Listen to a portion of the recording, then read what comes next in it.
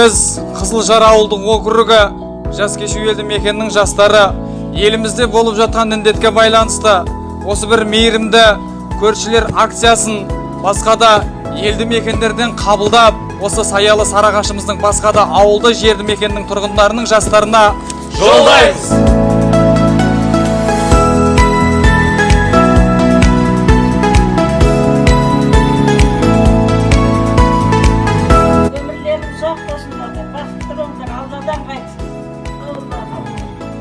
Ауыл жастарына рахмет, осындай індет кезінде бізге жәрдемақы қылады.